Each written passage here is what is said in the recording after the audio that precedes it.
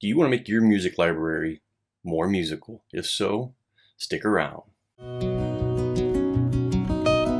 Welcome back to Thrift Shop. Today we have the Xduoo TA-26s tube headphone amplifier. So this is going to be a fun one. If you've been around my channel, you know that I love tubes. Or maybe not. I don't know. Anyways, I've been a long time user of the Darkvoice. I've tube rolled it. I've done a video of tube rolling it. I explained how it's one thing when I'm going to sit back and enjoy music, I go to the Darkvoice. Give yourself a good high impedance dynamic driver headphone. Forget the planars, forget the detail. Just sink into the music and just fall in love. Just sit back, close your eyes and listen. Be enamored with the sound. But the problem with that, with the Darkvoice, it's no longer in production. So you can find a used one here and there. You don't know if it's been used or abused. Someone put the wrong tubes in it. Who knows? Thank God Xduoo came out with a unit here, the TA-26s. This was sent to me by APOS. All thoughts and opinions are mine. They didn't tell me to say anything otherwise. Thank you, APOS, for sending this out. I will have a link. Costs you nothing. Helps out the channel. And this is still, in my eyes, one of the biggest bargains in hi-fi. So if you're out there trying to get a headphone amplifier for a good dynamic driver, maybe you have the ZMF Verite here, you want something good to listen to, you may be conned into, I need to get a high-end amplifier. Maybe you're looking at ZMF's branded items. I'm not saying they're bad or good, just saying from a value standpoint, this is probably going to be the best value in the market, hands down, okay? So there are plenty of headphone amplifiers out there. Maybe you want the Felix Utopia. You're going to spend $2,000. Does it sound that much better? It's still tubes, right? So in a tube amplifier, there are a few things that really do matter, right? In some tube amplifiers, if the output transformer is involved, certainly that makes a sound. This is an OTL, so output transformerless amplifier. So you're really left to what kind of resistors, what kind of capacitors are they using.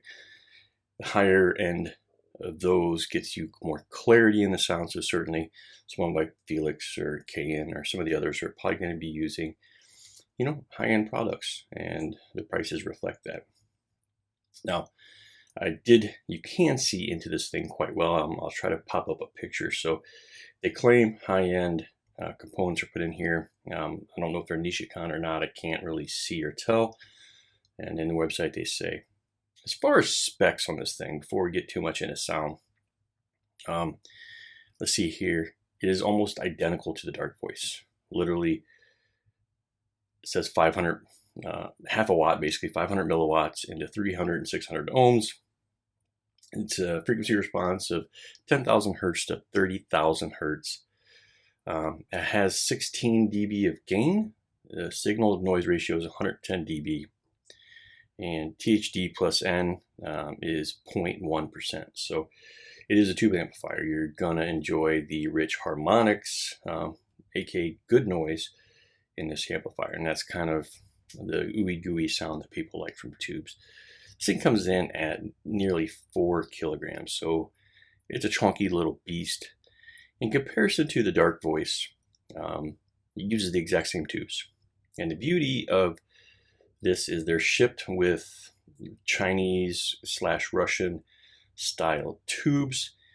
You can easily swap them out. The first one will be a 6SN7, and the back tube will be a 6AS7. It's actually listed right on the cover of Darkvoice, even though it ships with the equivalent in Chinese and Russian tubes. But it's not listed here on the cover, which is a really nice reminder, so you know what tube you're putting in. It is not here and indicated. This unit is, if you can't tell with the light here, you know, obviously the Darkvoice is black. This is a gunmetal gray, red knob. It's beautiful. Smaller footprint, great. Takes up less room on your desk or wherever you're putting this. The size is actually very, very nice. The tubes are sunk into the chassis, which is also a very, very nice feature of this headphone amplifier. It does include a 1/4 inch unbalanced and a 4.4 balanced. This is not a balanced headphone amplifier, so this is really just a connection for you. If you're using 4.4, you have that. You can use it. You're not getting more power output out of this device by running 4.4. Stock tubes, again, pretty good. I have spent years tube rolling. The Darkvoice over here, fell in love. I'm actually running a Lie, and I have a video pop up, so take a look at that. E6NS7 is a really cool kind of globe feature. The back tube is actually a 6080. 6080s they run a little bit hotter, there's a little bit more gain, so I feel like I get a lot more power out of the Darkvoice. Actually, the knob, you maybe not see it, but I've moved this knob maybe from 6 o'clock to 8 o'clock, and I'm at max power on the Verite. In comparison to this unit with the stock tubes, not changing anything over, I'm running about 1 or 2 o'clock. So a lot less power and gain with the current tubes. Nothing wrong with that. There's plenty of power for the Verite. Just in comparison to tube rolling and some of these effects you get. It's not just sound, it's some of the gain that you can get by what tubes you're running. Now, I don't have a spare 6AS7 to talk about that today, so we're not going to talk about that. I have plenty of 6SN7s that I can run, and we're going to talk about that, but we got to talk about the stock sound first, because that's why you're buying this.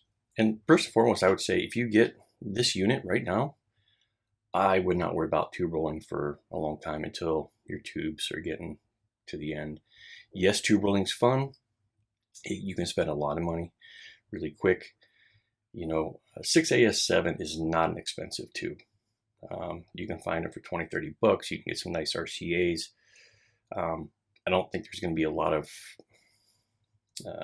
sound improvement by going to new old stock compared to this tube here. You can, like I said, with the gain, you can go to a 6080. It's not until you get to something like a 5998 tube or some of the Jan spec tubes that you're getting up to $100, $200 per set. And yeah, you could even go up to, what is it, the WE421A. So if you want Western Electric and spend the big bucks, you could be spending $400 for that tube. But that's more than this whole amplifier. So maybe if you're going that far, the hobby's getting out of hand of tube rolling, but it is fun. It is enjoyable. There are plenty of forums and discussions where people talk about tubes. But the fact is, you get this unit stock, it sounds absolutely amazing. Even after tube rolling and doing everything that I've done, notwithstanding a little bit of gain differences, these two units sound nearly identical. There may be a little more treble out of this unit, just a skosh, but any differences between these two amps is extremely minor. They sound absolutely great, even after tube rolling, mentioning here stock versus tube rolling. So years of playing around and adjusting tubes, that tells you how good the tubes are that come in here stock. What I will say is that upon getting this unit, plugging it in, it was brand new. This was not at anybody else's house, any other review. It was brand new in the box, so which is a good and a bad thing. But plugging it in, it was very crunchy. If you've ever had a new tube or a new tube amplifier, you know when you put them in, the sound can be very, in using the word crunchy, you know, what does that mean? It almost sounds like a solid state amplifier. You get a lot more detail. You can notice a little more distortion, especially if you try to go to lower impedance. This thing is rated from 60 ohms to 600 ohms. So if you go below 60, especially in the early stages, you will notice that crunchiness. You know, if you try to plug in an IEM, it'll sound crunchy. For example, the Darkvoice, I can plug in some, let's say 32 ohm IEMs, and it sounds beautiful. Okay. That is a rarity, and that is because of the tubes that I have in here. So it took about 3 days of this being on continuously for the tubes to dial in. The harshness, the treble differences have gone away. They sound nearly identical after 2 to 3 days. It all levels out. That brightness. Initially, you're going to say, "Wow, this thing has a lot of treble energy," and it's actually enticing. It sounds like cymbal hits last forever, but that will go away. And it sounds great. So right out of the box, once you start listening, I mean, if you've never heard a tube amplifier, the harmonics of the distortion are going to make it sound very good. So it's not the end game in resolution, it's the end game of making your music more musical. By a sense, you're not hunting for the details, everything iota of a string plucking here and it vibrate, back and forth. You're not really going after that. This isn't just close your eyes and try to hunt for every detail. This is sit back, put your feet up, and just really enjoy the music. Now, when using a Darkvoice or this TA-26s, I have found in my experience that using an R2R DAC is a blessing made in heaven. I mean, the two are so made for each other. Whether you're using a Denafrips Aries 2 or you're running the Hollow Audio Cyan 2, it's just made for itself. These DACs have a very, what people call analog. As a big vinyl lover, I don't feel that it's the same, but I understand the reference of being more analog. And when you plug these two together, it is such a match made in heaven that there are times where I need to go do things after having this, or whether I'm listening to Darkvoice, where I need to go, I have a job to do around my house. I have a chore. And 3 hours later, I am just sitting back, just tapping my feet and just listening to the tubes. I don't know. If you haven't had that experience, I highly recommend that you go get this for $319 because not many headphone amplifiers sound as well. With that said, if you have a low impedance planar, stay away. Planars do not match well with this kind of headphone amplifier.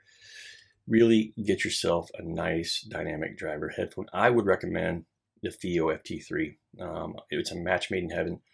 Listening to it on the Darkvoice, it sounds absolutely perfect here.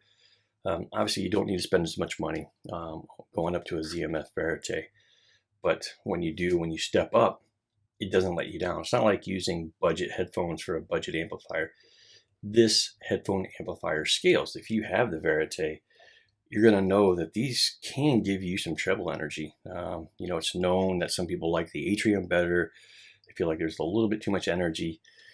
I actually use an EQ with this headphone, and I have it adjusted for solid state and for tube use. And I can actually pump up the treble a little bit, and just you get this ooey gooey mid range, and you're not getting the most detail in the treble out of a headphone amplifier, so you can turn that up a little bit and cheat your way into getting that, and you can bump up the bass a little bit. The bass is not, I wouldn't call it too boomy. The damping factor doesn't seem to be super high where it's just super tight and articulate, and that's the benefit of using a tube amp. But at least you can adjust some of that within using, equalization on your computer. So for a Mac, I'm not even sure the name of it. I'm probably going to do a review of it. I'll try to pop up a picture of what it is. I don't have my glasses on to even read it at my screen right now. So I'm just sitting back, my glasses are off, listening to this thing and just in love. Now, I hope APOS does not want this back very soon. Let's hope, fingers crossed, because I would love to have the Darkvoice here, the TA-26 here, 26S, And by the way, the T26, the original model, is no longer in production. So the one thing you're going to find with these tube amplifiers is that they're produced and they go away. They're produced and then they go away. Luckily, Xduoo came out with the T26s, which I don't even know what the differences are. They're a little different in color, but you got to get them while they're here. And soon, hopefully Xduoo, whenever you ship it, I purchased the TA-26. So I'm going to have 3 tube amplifiers here that can compare side by side, and I hope I can keep this unit for a while so I can do more tube rolling, and let's talk about that right now. So again, I don't have 6AS7. Maybe I'll do an update as soon as some of mine come in. What I do have in here right now is a new old stock Sylvania 6SN7 GTB. I've used this in the Darkvoice originally. It was the first tube that I got. You can find these probably for 30 bucks. Inexpensive, higher quality than the stock tube, which is right here. So you can see there's not even nomenclature on it. So I made sure not to mix this up with my Darkvoice tubes. I have a like tackle box full of tubes. I didn't want to get it confused. You can see some inside. The getter up here, what it looks like, it's very thick and very beefy, almost like a mil-spec tube.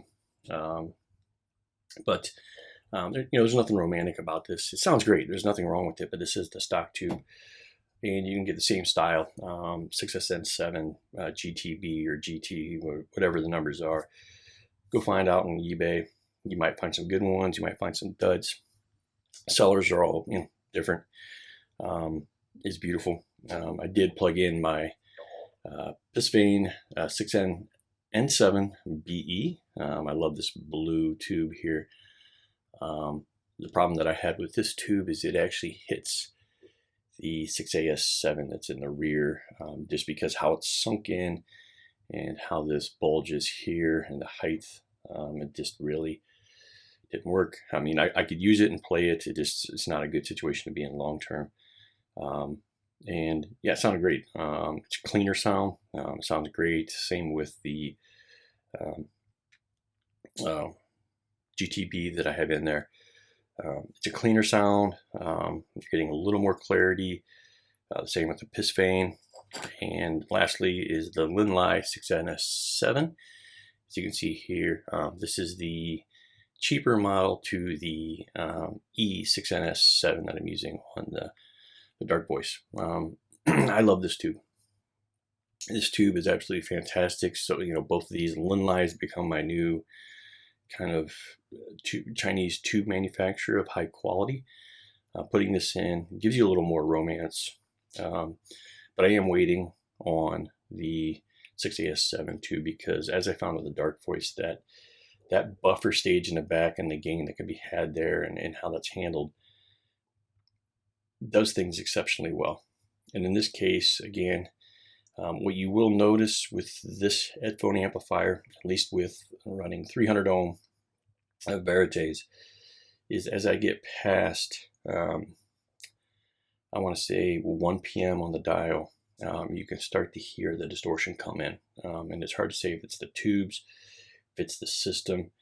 So running, and I believe that's because I can change out the 6NS7, that has to do more with the buffer stage, I believe. So if you are running out of power and you're starting to hear that distortion, I highly recommend that you go out and just try to tube roll that 6AS7, maybe go to a 6080, go to a 5998.